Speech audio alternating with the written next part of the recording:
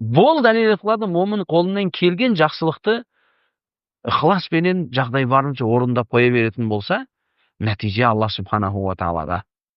Аллах субханаху ва тааланын калабы, егер бодан жакшыраак болатын болса, сенин үмүтүңө жараса, одан да жакшыраак береді.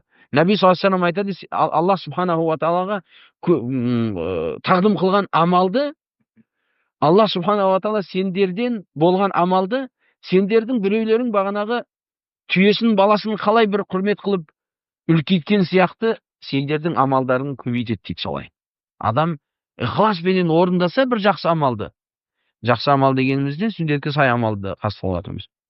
Алланың алдында ол кішкентай болатын болса да, Алланың алдында ол үлкен болады. Сол үшін Наби саллаллаху алейхи вассалам өткенде айтты, «Уаттақун-нара валау бишиққи тамра» дейді. Тозақтан бір құрманың жартысы менен болса да тақуа сақтаныңдар дейді тозақтан. Ертеңгі қияметте сол жарты құрма саған керек болып болады. Адам жаннатқа тек қана жақсылықтары болғандығы үшін кірмейді. Жаннатқа кіретін адамды жақсылықтары да болады, иә, жамандықтары да болады. Бірақ жақсылықтары жамандықтарына ауыр келгендігі үшін не қылады? Ол жаннатқа кіреді. Шиққи тамра. Шиқ дегені жарты. Жарты құрмақ керек болып қала ма сол күнде, жоқ па? Кім маған керек емес деп айтып? Сен жарты құрма бердің. Ол сен үшін қияметте үлкен нәрсе ол. Себебі бір адам өзі қажетті болып тұрып біреуге беру ақиқатта үлкен нәрсе. Наби саллаллаху алейхи вассалам алдына Айша радиаллаху анханың үйіне бір әйел келеді, екі қызы менен. Наби Айшаның үйінде 3 ақ құрма. Қазір субханалла, 3 құрма не ол? Мысалы, қазір бізде бір жағынан күлгің келеді, бір жағынан жылағың келеді. Күлейін десең күле алмайсың, жылайын десең жылай алмайсың.